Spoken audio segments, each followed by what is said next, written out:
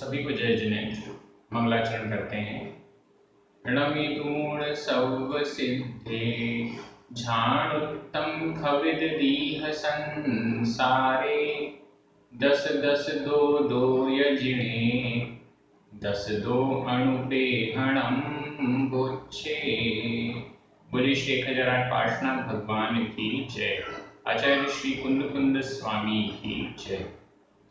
हम सभी बड़े सौभाग्यशाली हैं।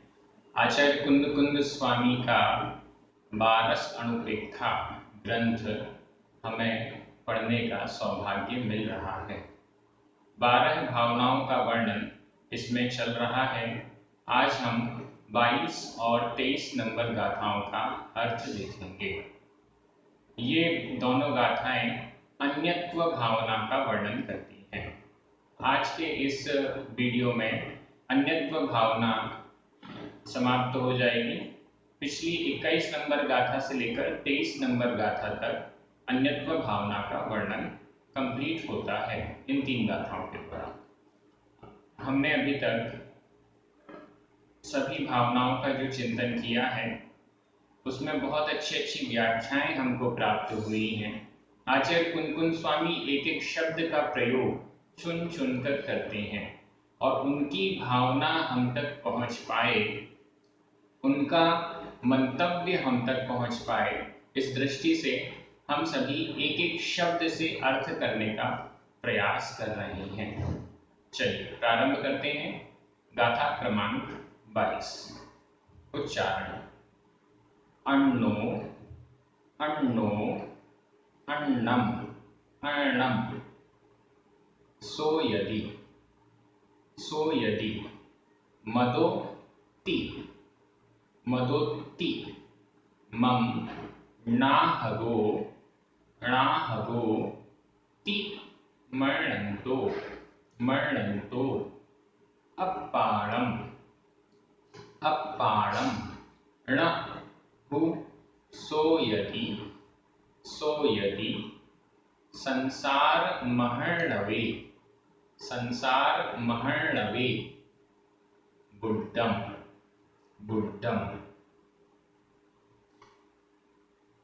अर्णो अर्णम सो यदि मदोत्तिमम्नाहगोत्तिमर्णन्तो अप्पाणं णहु सो यदि संसारमहर्णवे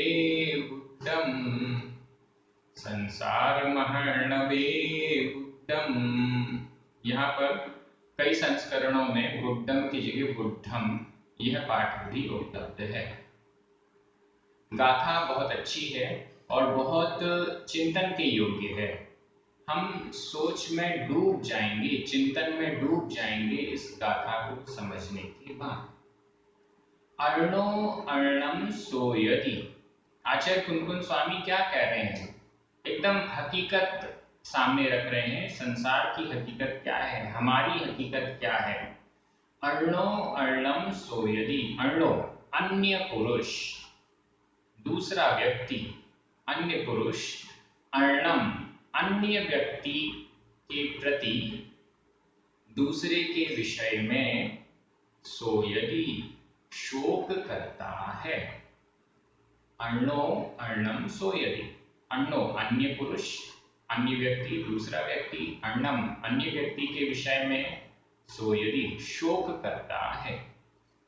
शोक करता है मतलब दुखी होता है, कष्ट का अनुभव करता है, तो सो यदि शोक करता है।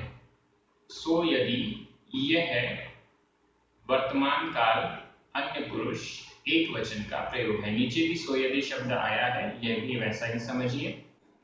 अर्णो अर्णम सो यदि अन्य पुरुष अन्य के लिए शोक करता है। यहाँ पर अन्नो के अनुसार सो यदि, अगर अन्नो की जगह हो जाता पुत्तो, पुत्र सो यदि शोक करता है। किसके विषय में? अन्नम अन्य के विषय में। अब अन्नम की जगह अगर हमने कर दिया पुत्तम, अन्नो पुत्तम सो यदि, तो अन्य पुरुष अन्य व्यक्ति पुत्र के विषय में शोक करता है। हमें यहाँ पर 12 अनुपेक्षा का तो अध्ययन कर ही रहे हैं, साथ ही साथ प्राकृत के अन्य ग्रंथों का भी अर्थ किस पद्धति से लगाया जाए वो देखना समझना भी जरूरी है। तो क्रिया हमेशा कर्ता के अनुसार चल रही है, कर्तृवाच्य का अगर वाक्य है तो हमें ये ढूंढना होगा कि यह क्रिया, इस क्रिया का कर्ता कौन है, और विभक्तियों के अनुसार हमें अर्थ लगाना होगा। जो भी अभी तक प्राकृत प्रशिक्षण के कोर्स को नहीं कर पाए हैं, प्राकृत व्याकरण वाले लेसन नहीं पढ़ पाए हैं, वो इसके वीडियो के डिस्क्रिप्शन में जाकर उनकी प्लेलिस्ट पर जाएं और प्लेलिस्ट को शुरू से लेकर आखिरी तक एक एक वीडियो देखते जाएं और पढ़ते जाएं। तो यहाँ पर आया अर्णो अर्णम सोयदि, अन्य व्यक्ति, दूसरा व्यक्ति दूसरे के लिए, दूसरे के विषय में सोयदि शोक करता है। क्या सोचकर? मदोति, मदो मद, मृत, मृत हुआ, ति इस प्रकार, मृत हुआ, ति इस प्रकार, मम नाहगो, मम यानी मेरा, यह षष्ठी का एक वचन है, मम मेरा, नाहगो, नाह, नाह का अर्थ होता है नाथ, नाह का अर्थ है नाथ, और इसमें ग, यह स्वार्थिक प्रत्यय लगा हुआ है। स्वार्थिक प्रत्यय का मतलब होता है कि अर्थ में, शब्द के अर्थ में कोई भी परिवर्तन नहीं होगा। तो नाह, नाह का अर्थ हुआ नाथ, नाथ यानी स्वामी।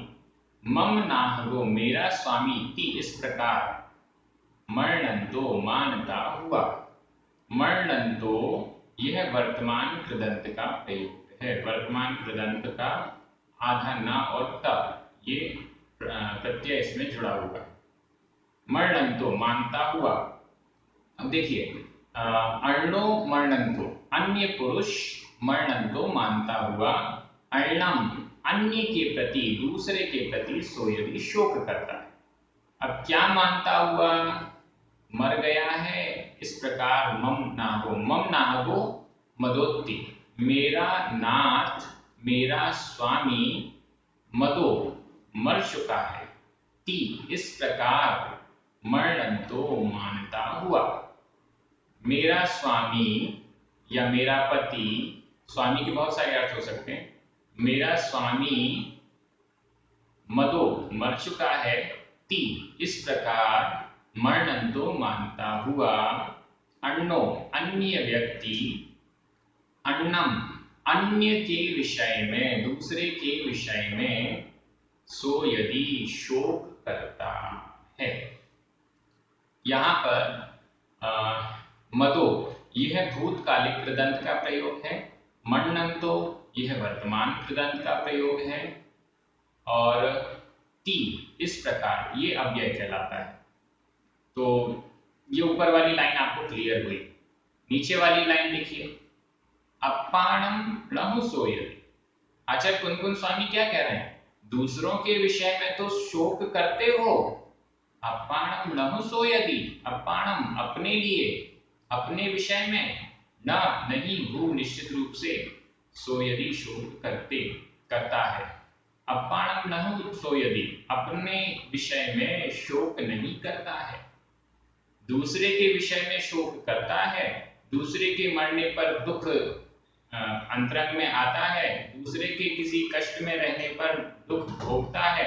अपाणम लहु सोयदि, अपने लिए शोक नहीं करता, अपनी आत्मा के लिए, अपने आत्मा के विषय में, स्वयं के विषय में शोक नहीं करता है। अब यहाँ पर अपाणम के विशेषण देख लीजिए, संसार महर्णवे बुद्धम, संसार रूपी महार्णव में बुद्धम डूबते हुए, डूबे हुए, बुद्धम डूबे हुए, अपाणम स्वयं के लिए शोक नहीं करता है। महर्णवे, यहाँ संधि विच्छेद कर सकते हैं, महा बड़े आ की मात्रा, अर्णवे छोटा आ बड़ा आ और छोटा आ मिलकर बड़ा आ हुआ, लेकिन इसके बाद आधाणा और पुराणा ये संयुक्त अक्षर है। संयुक्त अक्षर से पूर्व जो दीर्घ स्वर है, बड़ा स्वर है, वो छोटा हो जाता है, ये प्राकृत का नियम है। इस दृष्टि से वापस वो बड़ा आ छोटा हो गया तो बन गया महर्णवे। महार्णव, आर्णव का अर्थ होता है समुद्र, महासमुद्र। संसार रूपी महासमुद्र में, यहाँ पर सप्तमी का एक वचन है महार्णवे, संसार रूपी महासमुद्र में बुड्ढम डूबा हुआ, यह बुड्ढम भी भूतकालिक कृदंत का प्रयोग है, डूबा हुआ, अपाणम स्वयं को, आत्मा को, नहुं सो यदि शोक नहीं करता है, स्वयं के विषय में शोक नहीं करता। यहाँ पर तीन शब्द हैं, अन्नम, अपाणम और बुड्ढम, ये तीनों द्वितीय विभक्ति के एक वचन के रूप में यहाँ पर उपस्थित हैं, लेकिन इनका अर्थ सप्तमी के एक वचन में हम कर रहे हैं। प्राकृत में कई बार ऐसा होता है, विभक्ति कुछ होती है और उसका अर्थ किसी और विभक्ति की तरफ जाता है। इसके भी नियम प्राकृत के व्याकरण ग्रंथ लिखने वाले वैयाकरणों ने किया है।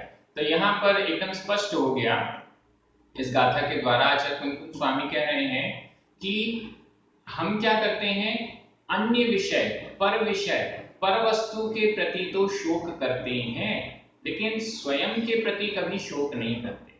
मैं संसार में कब से भटक रहा हूं, इसका जरा भी दुख मुझे नहीं है। आप बताइएगा, घर में किसी की मृत्यु हो गई, पड़ोस में किसी की मृत्यु हो गई, किसी फ्रेंड की मृत्यु हो गई, तो हम बड़ा शोक कर लेते हैं, दुखी हो जाते हैं, रोते भी हैं।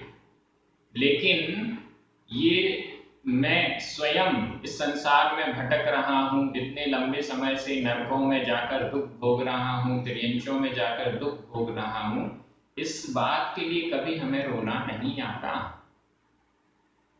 इतने लंबे अनंत काल हो गया जो हम इस संसार रूपी समुद्र में डूबे जा रहे हैं, लेकिन कभी हम छटपटाए नहीं, कभी हमने ये नहीं सोचा कि ये मेरे साथ क्या हो रहा है, मुझे इससे बचने का प्रयास करना चाहिए।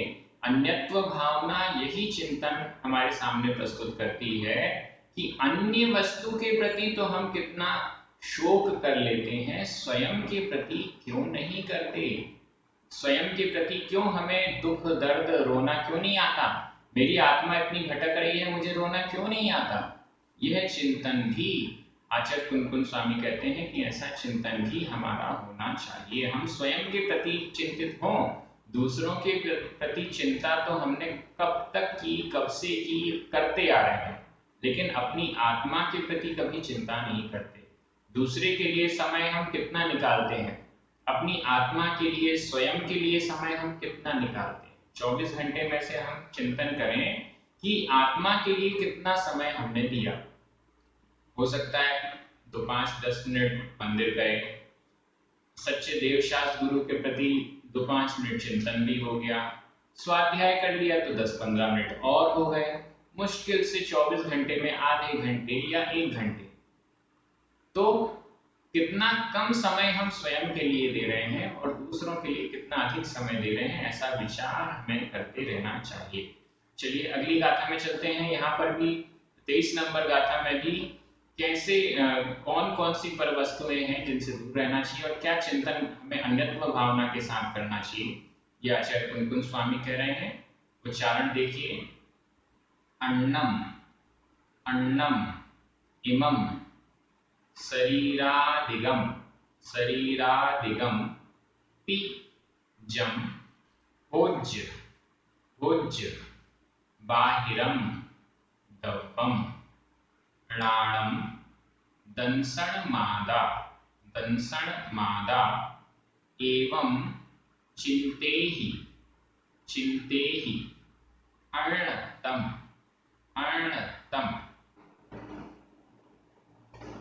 अर्णम इमं शरीरा। यहाँ पर शरीरा दिगम, तो शरीरा तक पहले चरण में बोलेंगे और दिगम इसके बाद दिगम से लेकर दूसरे चरण में बोलेंगे। अर्णम इमं शरीरा दिगम्पिजं होज्य बाहिरं दव्वं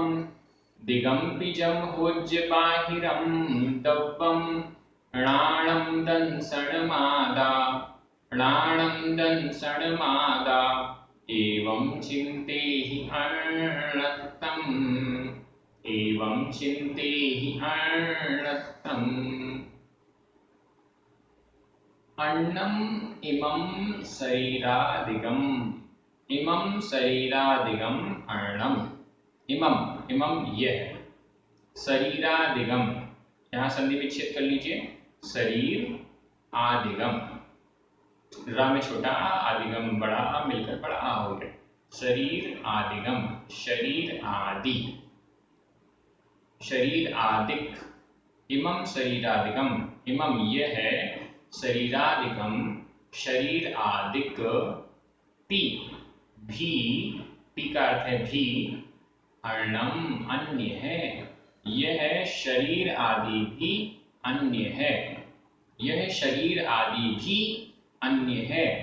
हमें इसकी माला जपनी चाहिए, तब जाकर समझ में आएगा। इस शरीर को मैं मेरा अपना स्वयं का कहता हूँ, आईने में देख देख कर ये सोचता हूँ कि ये मैं हूँ, फोटो में देख देख कर ये मैं हूँ, ऐसा सोचते रहते हैं हम। लेकिन इमं शरीरादिगम पी, यह शरीर आदिक भी अन्नम अन्य है। आदि से क्या लगाना है?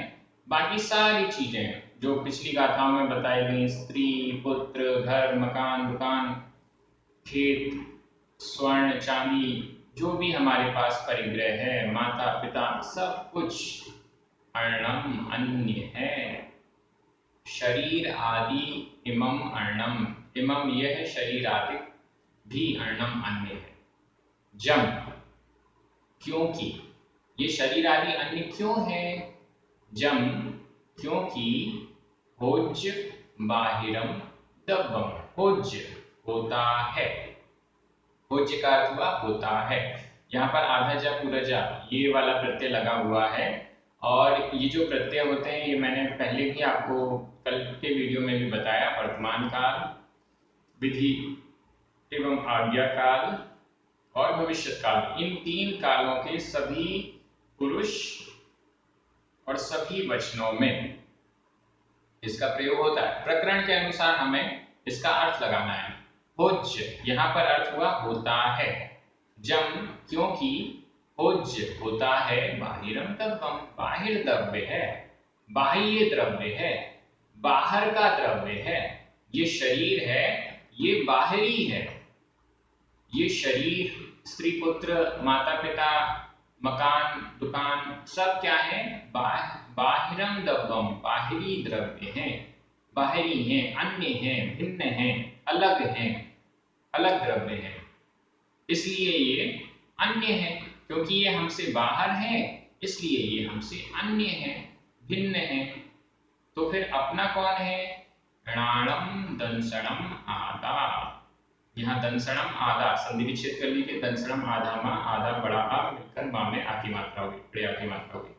णाणम दंसणम आदा, आदा आत्मा, आत्मा कैसी है? णाणम दंसणम, णाणम ज्ञान, दंसणम दर्शन, ज्ञान और दर्शन रूप यह आत्मा है। आत्मा तो मैं स्वयं तो ज्ञान और दर्शन रूप वाला हूं, और यह है बाहरी द्रव्य, जो बाह्य द्रव्य है वह मुझसे अन्य है। ये जो शरीर आदि है यह सब मुझसे अन्य है। इसका बार बार एवं चिंते ही, एवं इस प्रकार से चिंते ही, चिंतन करो, ऐसा चिंतन करो। चिंते ही यहाँ पर विधि एवं आज्ञाकार मध्यम पुरुष एक वचन का प्रयोग है। चिंते ही, चिंतन करो। तुम सभी, तुम चिंतन करो, ऐसा आचार्य कुंकुम स्वामी कह रहे हैं कि तुम चिंतन करो। क्या चिंतन करो? कि यह सब तो पर द्रव्य है। तो आचार्य कुंकुम स्वामी क्या कह रहे हैं? एवं चिंते ही अर्णत्तम, एवं इस प्रकार से चिंते ही, चिंतन करो, अर्णत्तम अन्यत्व का, इस प्रकार से अन्यत्व को चिंतन में लाओ, इस प्रकार से अन्यत्व भावना का चिंतन करो। क्या चिंतन करो? आत्मा दर्शन और ज्ञान स्वरूप वाली है। बाकी ये जो शरीर आदि के द्रव्य हैं ये सब बाहरी द्रव्य हैं, इसलिए मुझसे अन्य है, मुझसे भिन्न है।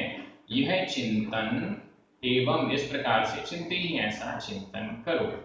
अन्यत्वम, अन्यत्वम, अन्यत्व भावना का, इस प्रकार से अन्यत्व भावना का चिंतन करो।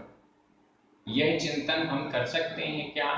बिल्कुल, यह चिंतन हम कर सकते हैं। देखिए आचार्य कुंद स्वामी की विशेषता इस वाली गाथा में, 23 नंबर वाली गाथा में और 20 नंबर वाली गाथा में, दोनों में डिफरेंस। जब एकत्व के चिंतन की बात की और कहा कि शुद्ध का चिंतन करो और कर्मों से निर्ममत्व का चिंतन करो, इस टाइप का चिंतन करो, तो वहां कह दिया संजदो, संयमी ऐसा चिंतन करें। और यहाँ अन्यत्व के चिंतन में उन्होंने कहा शरीर अन्य है और आत्मा ज्ञान दर्शन स्वरूप वाली है, ऐसा चिंतन करो। यहाँ पर नहीं लिखा कि संयमी। तो इसका तात्पर्य समझिए, वहां पर संयम के बिना शुद्ध नहीं हो सकते। महाव्रतों को लिए बिना, गृह त्याग किए बिना शुद्ध नहीं हो सकते। परिग्रह का त्याग किए बिना शुद्ध नहीं हो सकते। इसलिए उन्होंने कहा संजदो, संयमी, महाव्रती, मोक्ष मार्गी, मोक्ष मार्ग में आए बिना शुद्ध नहीं हो सकते। इसलिए उन्होंने वहां पर वो शब्द जानबूझकर, सोच समझकर लिखा।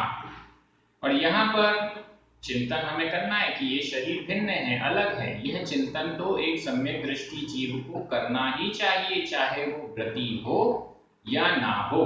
हमारी ये धारणा होना चाहिए कि ये जो शरीर दिखाई दे रहा है यह मैं नहीं हूं, बल्कि इस शरीर के अंदर जो क्रियाएं चल रही हैं, क्रिया करने वाला है, नियंत्रण करने वाला है, वह आत्मा मैं हूं। कितना डिफरेंस है। जो इस शरीर को हलन चलन करा रहा है, जो इस शरीर का नियंत्रक है, वो कुछ ना कुछ तो है। जब डेड बॉडी होती है तो हलन चलन नहीं होता। जब डेड बॉडी होती है, मृत शरीर होता है, तो वह देखता नहीं, जानता नहीं, समझता नहीं, कुछ नहीं करता। जब डेड बॉडी होती है तो उसमें क्या कमी है, वो स्पष्ट चेतना, आत्मा की कमी है, आत्मा उसमें से हट गई। हमारे इस शरीर में अभी आत्मा है, आत्मा है, और उस मृत शरीर में आत्मा नहीं है, ये डिफरेंस है। तो जो आत्मा है वो मैं हूं, ये शरीर मैं नहीं हूं, अन्य पर पदार्थ मैं नहीं हूं, ऐसा चिंतन हमें करना चाहिए। और अगर ये चिंतन आ गया कि जीव अन्य है और उद्गत अन्य है, मैं अलग हूं, शरीर आदि अलग है, पर द्रव्य मुझसे भिन्न है, अलग है, तो ये समझ लीजिए कि हमने जैन दर्शन, जैन धर्म का सार समझ लिया है, ग्रहण कर लिया है। इसी सार को समझने के लिए इतने सारे ग्रंथों का स्वाध्याय निरंतर हम करते रहते हैं कि ये बात तो समझ में आ जाए कि मैं अलग हूं और ये शरीर आदि अलग है। एक मच्छर काटता है तो एकदम समझ में आ जाता है कि शरीर मैं हूं या आत्मा मैं हूं। जब मुनि महाराज केश लॉन्च करते हैं, एक एक बाल उखाड़ते जाते हैं, तब उनके मन में ये भावना, दुख कष्ट तो होता होगा, लेकिन उनके मन में ये भावना रहती है कि ये शरीर तो मैं नहीं हूं, मैं तो आत्मा हूं, मुझे क्या कष्ट। लेकिन हम, मच्छर काटता है, जरा सी गर्मी लगती है, तुरंत पंखा, एसी, कूलर चालू करो, तो ये सब क्या है। ठंडी लग रही है, तुरंत रजाई ओढ़ो, गर्मी लग रही है, अरे बहुत मोटे कपड़े हैं ये। तो ये भावनाएं जो हैं, ये हमारे जो शरीर और आत्मा की एकत्व भाव है उसका द्योतक है। हमें इससे दूर होना है, इसके लिए बहुत बड़ी साधना करनी होती है, बहुत ज्यादा चिंतन, मनन, साधना, परिचय, जय, इन सब की आवश्यकता है। आप सभी बहुत अच्छे से पढ़ रहे हैं, आप सभी को बहुत बहुत धन्यवाद। हमारे जो प्रचारक हैं, स्पॉन्सर्स हैं और पुण्यार्जक हैं, सभी को बहुत बहुत धन्यवाद। जय जिनेंद्र।